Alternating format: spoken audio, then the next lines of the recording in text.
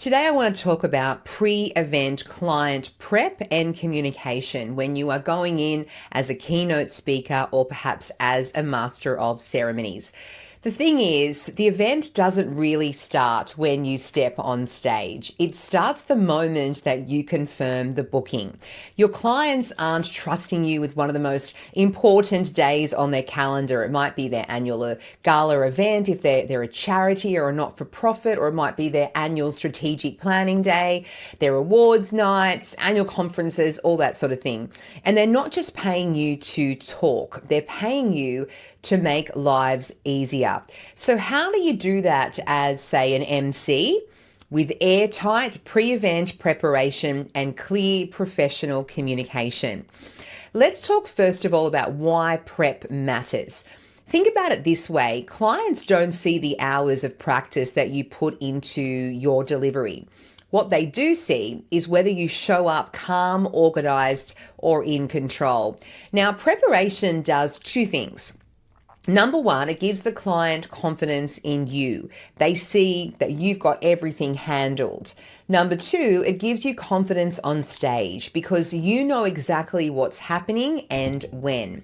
Now, when you prepare properly, you go from someone with a microphone to the backbone of an event. So here is my go-to checklist before every single event. Number one, confirm the run sheet. So who's speaking, in what order, and what times. Number two, ask about VIPs, sponsors, or special acknowledgements. Nothing is worse than missing someone's name who might be in the audience. Double check pronunciations. This is really important. And if you are not sure, ask. I will always get to an event early and check with the organizer, perhaps the special guest speaker, the correct pronunciation of their name. It just shows professionalism. To confirm all the AV requirements, so the microphone type, the slides, the music cues, and the lighting. Clarify the dress code. I've been caught out with this many times. I recently emceed an event and I turned up there and it was a Gatsby theme. I didn't actually know that I should have been dressed in my 1920s gear. So called the family back home and said, can you deliver me my 1920s little crown headpiece thing that I had at home? It's always better to be slightly overdressed as the keynote speaker or the MC than underdressed. Lock in the arrival time in advance. This is really important, but you really want to make sure we'll aim to arrive early so you can meet the AV team and the organizers just to go through the run sheet, any last minute changes, any last minute hiccups. This probably happens almost 100% of the time. There will be a change in the schedule when you get there. Always bring a printed run sheet as well with your own notes scribbled in. Batteries die, Wi-Fi drops. Paper never fails you. I might sound a bit old school there, but trust me, so many times I relied on an iPad or perhaps the organizer to bring their own run sheet, and it doesn't always happen. Now, I want to talk about some client communication touch points now, because this is where a lot of Master of Ceremonies fall short.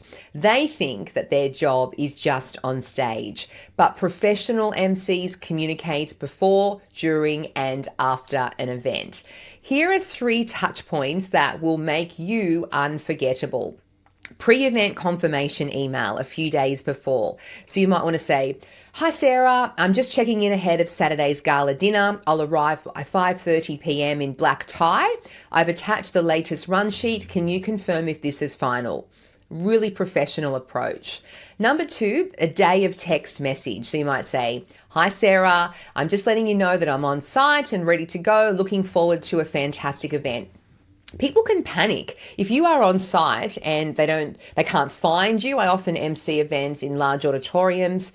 Organizers, it just adds extra stress to them. So just send the text to let the organizer know that you are on site. I do this every time now out of habit. And then a post-event thank you. So you might say, thank you so much for trusting me with your event last night. It was a privilege to be a part of it. I'd love to support you again in future. This isn't over communication. it's reassurance and it shows that you're dependable. Now, I once had a client tell me, "You were the first MC that I've worked with who actually sent a confirmation email before the event."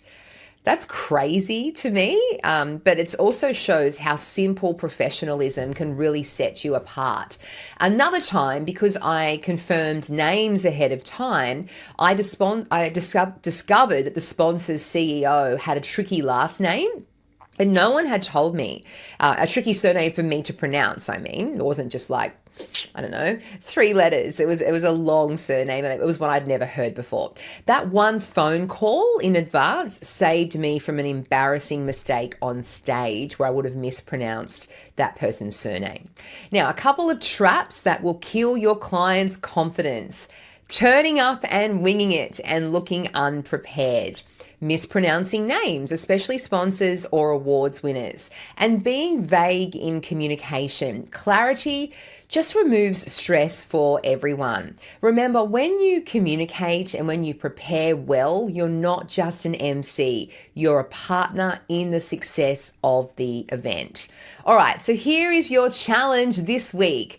Create your own pre-event checklist. What will you confirm every single time before you go into an event as the MC? Draft a confirmation email template and a thank you email template so you never have to start from scratch. And practice sending a friendly day of text message in your own words. Do these 3 things and you'll insanely stand out as a professional MC that clients can't wait